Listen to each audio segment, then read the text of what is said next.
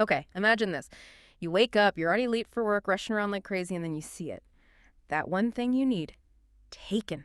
Again, by that roommate. You know, the one. The one who just seems to, I don't know, enjoy pushing every single button you have, almost like it's on purpose. Makes your blood boil before you've even had coffee. So today we're doing a deep dive into this really exquisite, almost theatrical battle of wills. It's happening in a shared apartment. Our source is this incredibly vivid first-person account from a chapter that gives us a real front-row seat to the daily fights between these two roommates, Mara and Liam. Our mission, really, is to explore the psychology behind this kind of cohabitation conflict. You know, the passive aggression, how tiny little things can just blow up into this, like, psychological war. What actually happens when your home, your personal space, turns into a battlefield? How do we even start to figure that out? Okay, so let's just jump right in. The heart of it. Our narrator, Mara, she wakes up, total stress ball, late for work, meeting in half an hour, hasn't brushed her teeth, hair's a mess. But what stops her cold, it's not the rushing, it's the fridge. Her coffee creamer is just gone. She slams the door, confronts Liam, and it sounds almost desperate. She's like, Liam, I'm trying here. Really trying to make this work. Do you ever stop and wonder if maybe you are being an asshole?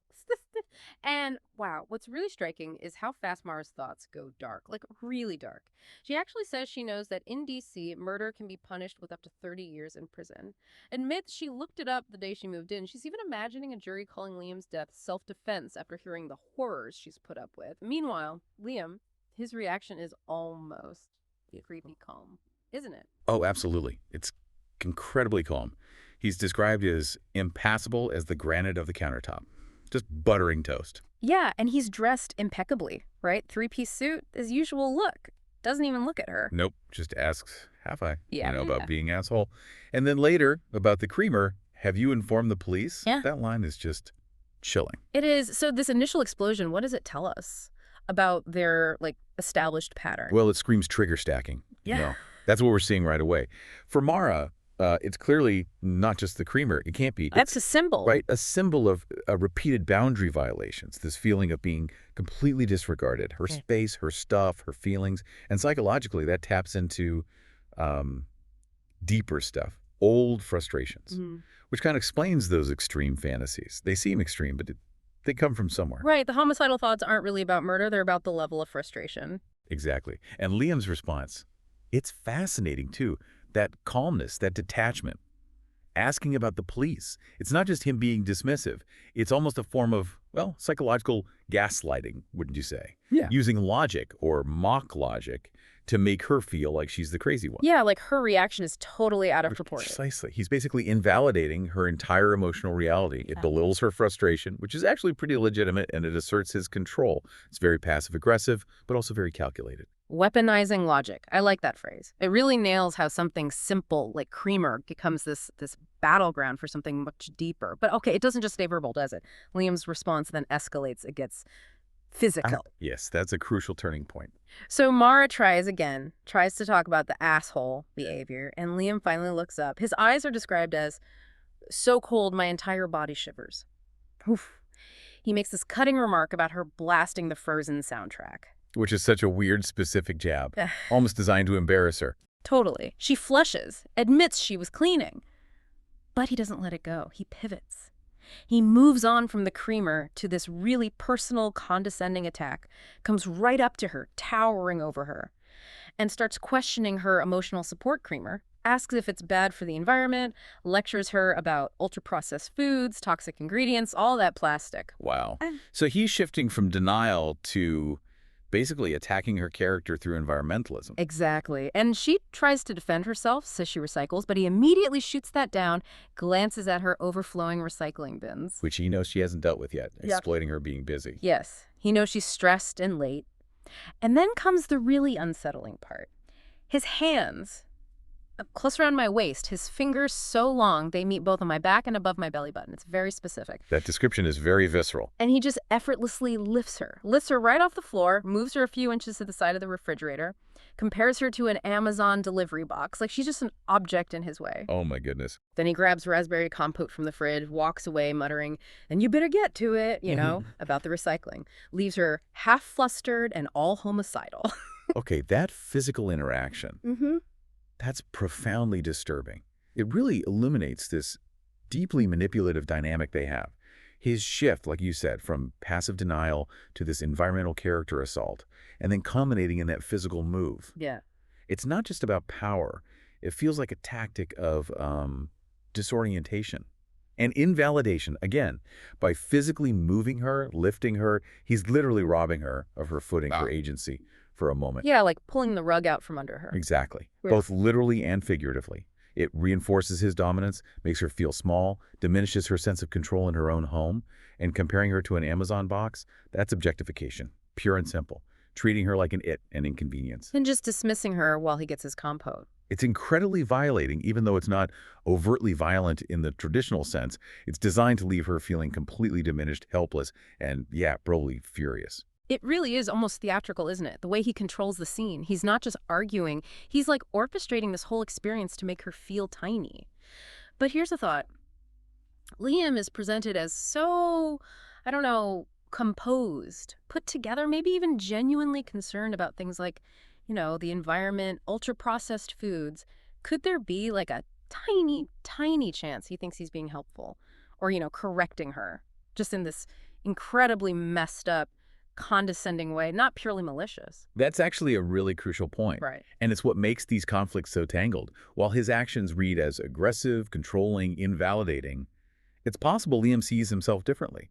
Maybe he sees himself as the orderly one, the guardian of principles, whether it's environmentalism or just, correct living. Right. His three-piece suit, his calmness suggests he thinks he's got it all figured out. Exactly. That meticulous grooming, the unbothered air, it could signal a really strong internal sense of control, maybe even a belief in his own superior judgment. So in his mind, twisted as it sounds to us and to Mara, his actions might be a form of correction or education, pointing out her flaws. Even the lifting. Even the lifting, perhaps, as a way to, in his mind, put things in order or demonstrate efficiency, however bizarrely. This gap, the cognitive dissonance between how he sees himself, maybe righteous, and how Mara experiences his actions, violating. That's the swamp these conflicts get stuck in. Both people are operating from their own logic, and those logics are just miles apart. Two completely different realities crashing into each other in one kitchen makes total sense, and that crash sends Mara reeling.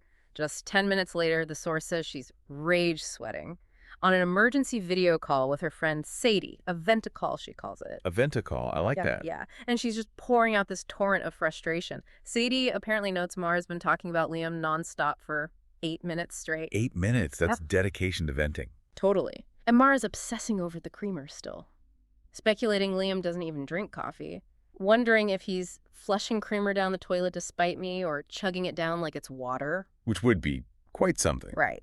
She notes one serving is like 640 calories, and somehow Liam still manages to only have 3% body fat.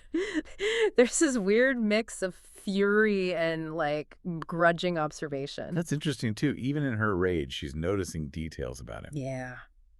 And then comes the floodgates opening. The list of grievances, thermostat wars, he keeps it freezing, the insane electricity bill because he leaves lights on, inviting some guy, Calvin, who she admits is a million times nicer over when Liam's not even home, without telling her. She thought he was a hitman. Wow, okay. That's a leap, but understandable given the tension. Right. Then there's not saying hi, leaving cupboards open, his decor, black and white prints of trees, which she attributes to deep-rooted trauma. Okay, armchair psychology happening there. Big time. Slamming doors, his stupid dude bro friends, playing video games every weekend. It just goes on and on. And then she shares a bit about her background, which feels important.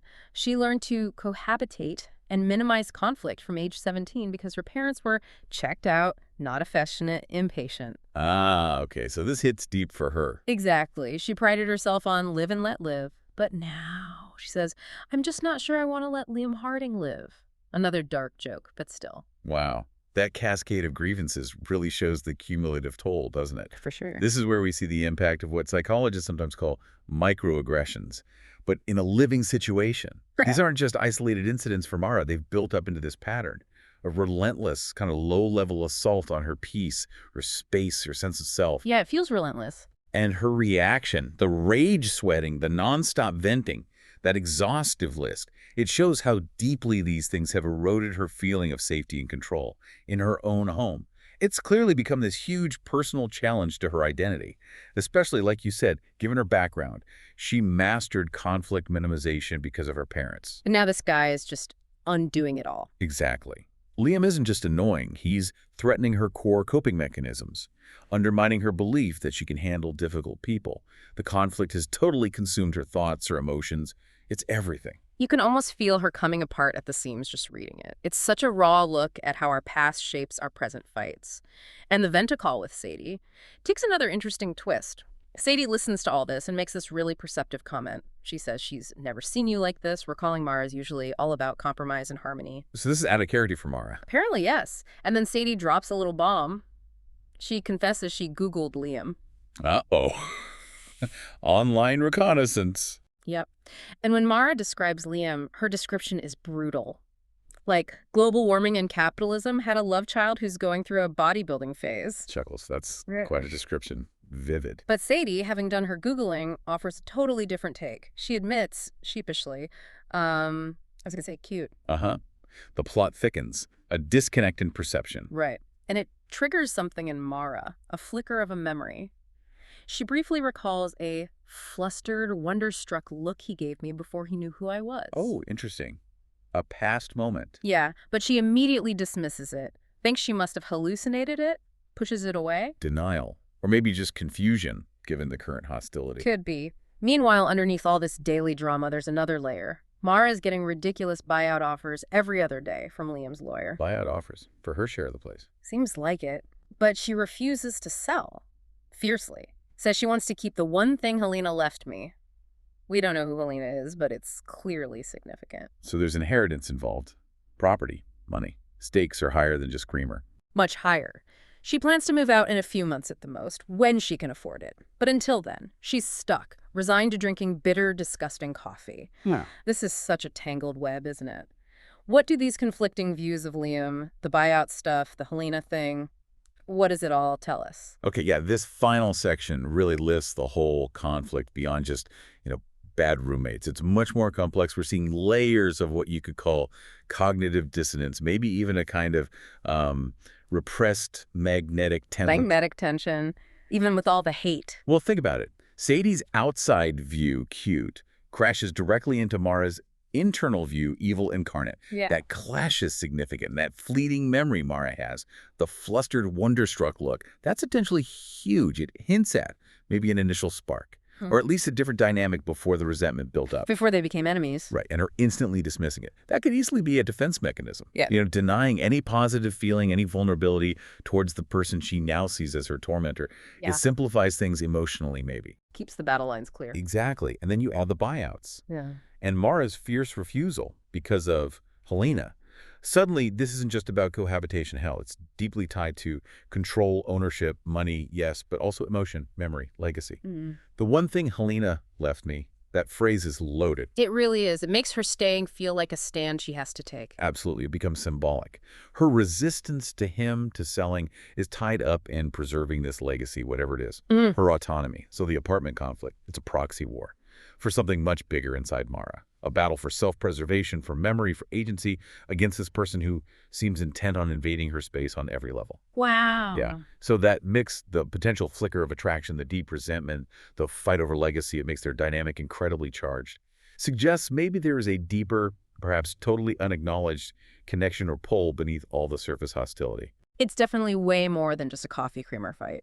Wow. Okay. So Yeah. we've really peeled back the layers here, haven't we? From stolen creamer to these environmental lectures, the chilling physical power plays, that whole litany of daily annoyances. It's such a stark picture of what happens when boundaries just completely crumble in close quarters. Yeah. And how tiny things become these massive flashpoints. And when you put it all together, what really emerges is this powerful picture of how our personal histories, our personalities clashing with someone else's, plus that intense feeling of territorial invasion, how it can just transform shared living into a psychological war zone. Yeah, a battlefield. Totally. Every little action gets scrutinized. Every perceived slight just fuels the fire more. Even normal interactions start to feel like strategic moves in some bigger, invisible game. It just hammers home that our living spaces, they aren't just walls and furniture. They're deeply psychological arenas. Places where our vulnerabilities, our need for control, our histories, they all play out intensely. That really resonates. Which brings us to a final thought, something for you, our listeners, to maybe chew on. When you see two people locked in a battle like this, so intense, almost intimate in its awfulness, is there ever really a clear villain, a clear victim? Or are they both just tangled up in this toxic dance that, weirdly, maybe provides some kind of compelling, unacknowledged connection because of the conflict? And maybe consider this. What if the very person you can't stand living with, the one driving you crazy, what if they, just maybe, however fleetingly, once saw something in you that maybe you've even forgotten you had?